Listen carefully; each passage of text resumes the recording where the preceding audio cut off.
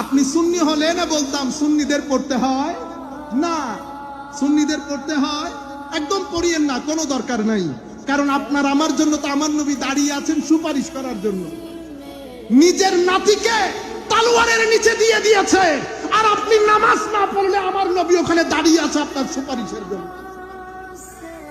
সৈয়দনা আসগর সৈয়দনা আকবরকে তলোয়ারের নিচে দিয়ে দিয়েছে, ফারুক আজম জিন্দেগি দিয়ে দিলেন, উসমানে গনি জিন্দেগি দিয়ে দিলেন, আলী কাররামাল্লাহু ওয়াজহাহুল করিম জিন্দেগি দিয়ে দিলেন, ইমামে হাসান জিন্দেগি দিলেন। আপনি কেমনে চিন্তা করলেন নামাজ না পড়ে আপনি গুড়গুড়িয়ে বেহেশতে ঢুকে যাবেন?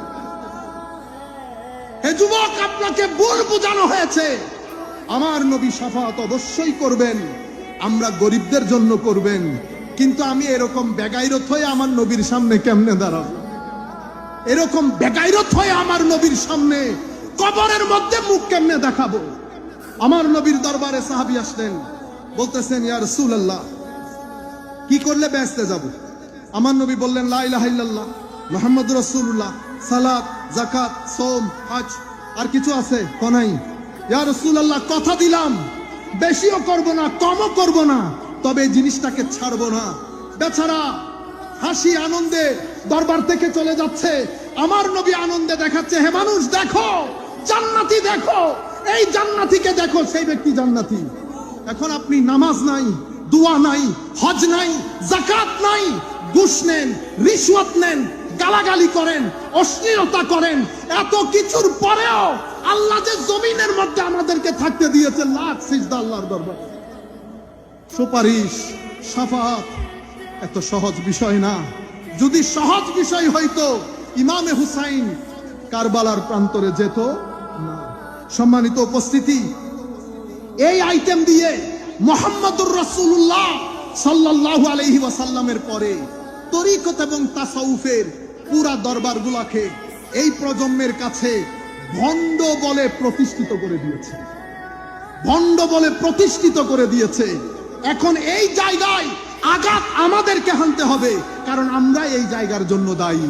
সুতরাং প্রত্যেক যুবক আজকের পর থেকে আমরা বেনামাজি থাকব না। সূরা ফাতিহা শিখবেন, কোরআন কেমনে পড়ে শিখবেন, তিলাওয়াতে কোরআন ছাড়া যেন কোনো দিন না যায়। আপনার কথা কি বলবো, আমি নিজেও পড়ি না। হায় হায়, এমন জমানা এসেছে, এমন জমানা এসেছে। তাসাউফের কিতাব, আমি সুফি, জিন্দেগিতে একটা তাসাউফের কিতাব পড়ি নাই। আমার গৌসুল আজমের মনে কষ্ট লাগবে না, আমি এত কষ্ট করে কিতাব লিখে গেলাম। সাধারণ মানুষ দূরের কথা, আমরা যারা বক্তব্য দেয়, আমিও জীবনে পড়ি নাই, তারে বলছি আপনি এত কথা আমাকে যে বলতেছেন, যেই কিতাবের মধ্যে উনি মুরিদিলা তাখাব আল্লাহ বলেছেন, সেই কিতাবের মধ্যে উনি মুরিদের সংজ্ঞাও দিয়েছেন। আপনি মুরিদের সংজ্ঞাটা পড়ে নেন, তো আপনি আমাকে দেখান। আমার কাছে এখানে ছিল বই, আমি বললাম পড়ে দেখেন। আল মুরিদ ওয়াল মুরাদ, মান হুয়াল মুরিদ ওয়া মা হুয়াল মুরাদু ওয়াল মুরিদ। মুরিদ কাকে বলে, মুরাদ কাকে বলে, উনি যখন পড়েছেন উনি বলছেন ইন্না লিল্লাহি ওয়া ইন্না ইলাইহি রাজিউন। আমি দুঃখ প্রকাশ করছি, কিন্তু আপনাদের বুঝানি তো ভুল। আপনি যখন মুরিদিলা তাখাফ আল্লাহ বলেন, তখন যদি মুরিদ কাকে বলে এটাও বুঝিয়ে দিতেন, আমার মধ্যে এই ধরনের দুর্দশা পয়দা হইতো না।